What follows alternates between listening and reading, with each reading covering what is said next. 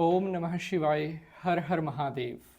नमस्कार, मैं पंडित नितिन शास्त्री आज के इस एपिसोड पर आप सभी भक्तों का हार्दिक स्वागत करता हूं। प्यारे बंधुजनों, जैसा कि आप सभी को पता है, साल 2025 पितृपक्ष शुरू होने में अब कुछ ही समय बचा है। सितंबर के महीने में 2025 में श्राद्ध शुरू हो रहे हैं और 7 सितंबर से पितृपक्ष प्रारंभ हो जाएगा। 15 दिन का जो ये समय होता है, यह पितरों के लिए इतना विशेष क्यों माना जाता है? श्राद्ध पक्ष में हमें ऐसे क्या कार्य करने चाहिए जिससे हमारे पितृ देवता हमेशा हमसे प्रसन्न रहें और अपना शुभ आशीर्वाद देते रहें। प्यारे बंधुजनों, हर वर्ष की तरह श्राद्ध जो है एक ऐसा समय होता है जो पितरों को मनाने के लिए सबसे उत्तम समय होता है। जिन लोगों के घरों में पितृदोष रहता है, जिनके पितृ देवता अरुष्ट रहते हैं, जिनके पितृ देवता शांत नहीं होते, उनके लिए तो यह 15 दिन का समय और भी ज़्यादा इम्पोर्टेंट हो जाता है। आज मैं आपको पितृपक्ष से जुड़ी हुई कुछ ऐसी बातें बताऊंगा जो आज से पहले कभी भी किसी ने आपको नहीं बताई होंगी। आज मैं आपको ऐसे ऐसे गुप्त रहस्य, जिनसे आज तक किसी ने पर्दा नहीं उठाया होगा, हमारे हिंदू धर्म के हजारों वर्ष पुराने जो ग्रंथ हैं, गरुड़ पुराण में पितृ देवताओं की या श्राद्ध से जुड़ी क्या क्या बातें कही गई हैं, वो आज मैं आपको बताऊंगा। अक्सर बहुत सारे लोग कमेंट करके कहते हैं कि पंडित जी, श्राद्ध के दिनों में अगर हमसे कोई भूल चूक हो जाए, पितृपक्ष के समय अगर हमसे कोई पाप हो जाए, तो उसका पश्चाताप या उसका प्रायश्चित कैसे करना चाहिए। और श्राद्ध को लेकर लोगों के मन में बहुत से डाउट होते हैं कि श्राद्ध में क्या करें, क्या नहीं करें। ये सभी बातें आज आपको मैं सिलसिलेवार बताऊंगा। श्राद्ध क्या होते हैं, श्राद्ध कैसे मनाने चाहिए, और श्राद्ध के दिनों में आपके किस काम के करने से आपके पितृ देवता प्रसन्न होते हैं, आज आपको पता चलने वाला है। तो सर्वप्रथम सभी हाथ जोड़कर अपने पितरों को प्रणाम करेंगे और उसके बाद आज के एपिसोड को प्रारंभ करते हैं। ओम देवताभ्य पितृभ्यश्च महायोगिभ्येव च नमः स्वाहाय सवधाय नित्यमेव नमो नमः। बोलिए अरे अम्मादि पितृ महाराजों की जय। आप सभी के पितृ देवताओं की कृपा आप सभी के ऊपर बनी रहे और हमेशा आपके पितृ देवता आपको अपना शुभ आशीर्वाद देते रहें, यही हमारी भगवान से प्रार्थना है। प्यारे बंधुजनों, पितृपक्ष अर्थात श्राद्ध पक्ष 15 दिन का ये कालखंड होता है। पूर्णिमा के श्राद्ध से लेकर और अमावस्या तिथि लास्ट दिन होता है पितृपक्ष का। सबसे जो पहला श्राद्ध पड़ेगा, शुरुआत होती है वो पूर्णिमा के श्राद्ध से और लास्ट श्राद्ध होता है अमावस्या का श्राद्ध।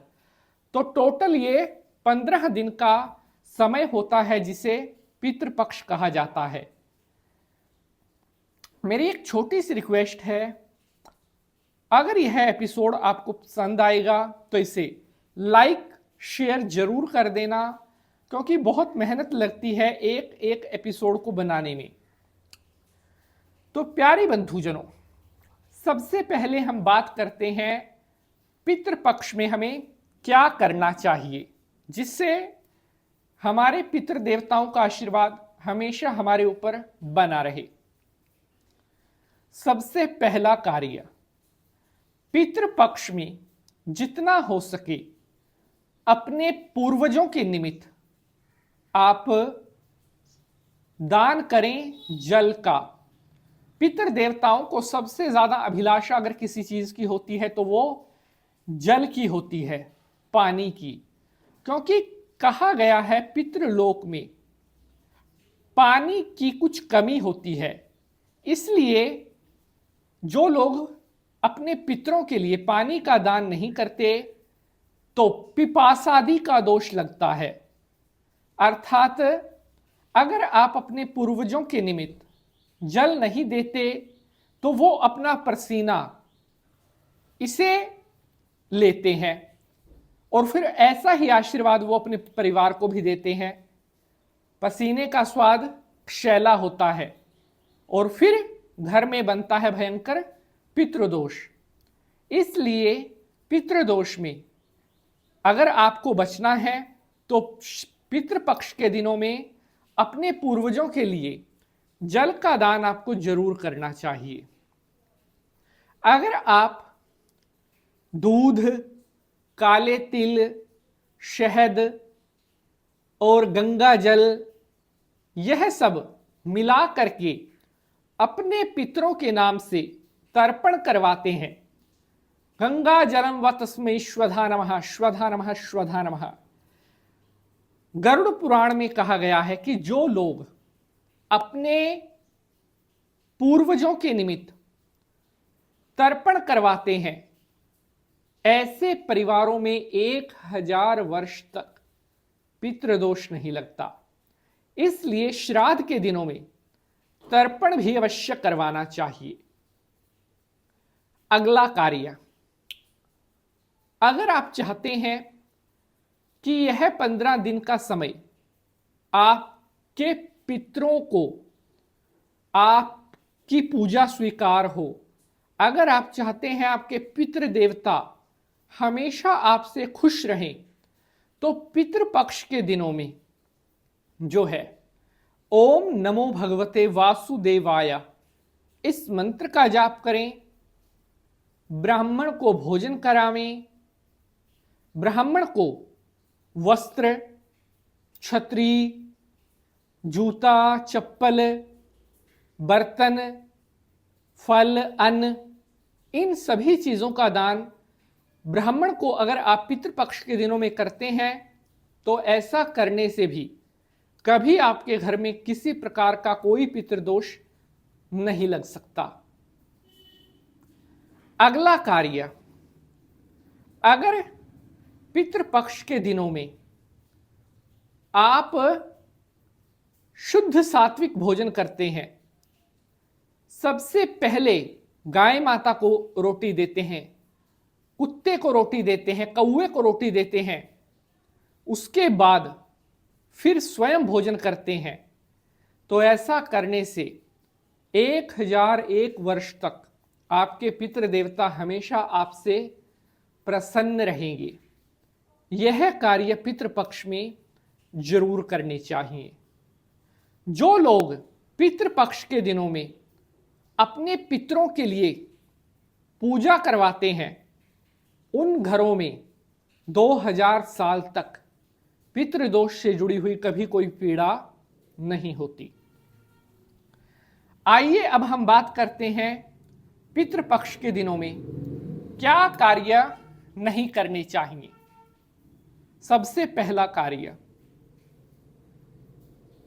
श्राद्ध के दिनों में अपने घर के अलावा कहीं और का भोजन नहीं करना चाहिए। कोशिश करें कि पितृपक्ष के दिनों में केवल आप अपने और केवल अपने ही घर पर भोजन, फल, फ्रूट जो भी है वो घर पर ही खाएं, घर से बाहर का अन्न ग्रहण ना करें, क्योंकि पितृ देवता बड़े संकोची होते हैं। अगर श्राद्ध के दिनों में भी आप अपने खाने पीने का परहेज नहीं करते, झूठा सूचा पवित्रता का ध्यान नहीं रखते, तो ऐसा करने से आपके पितृ देवता रुष्ट होकर आपको दंड दे सकते हैं। तो पितृपक्ष के दिनों में केवल अपने घर का बना हुआ भोजन ही ग्रहण करें। दूसरा कार्य, पितृपक्ष के दिनों में बाल नाखून नहीं कटवाने चाहिए। कहते हैं कि श्राद्ध के दिनों में अगर आप अपने बाल कटवाते हैं, नाखून काटते हैं, तो इसका असर आपके स्वास्थ्य पर भी पड़ सकता है। तीसरा कार्य, पितृपक्ष के दिनों में आप किसी भी जीव जंतु को चोट ना पहुंचाएं, किसी पशु पक्षी को चोट ना पहुंचाएं, किसी दूसरे व्यक्ति को अपनी मुख से अपशब्द आपको नहीं बोलने चाहिए। इन 15 दिनों के समय में जितना आप मौन रहते हैं, शांत रहते हैं, उतना अधिक आपके पितृ देवता आपसे प्रसन्न हो जाते हैं। जय माता की।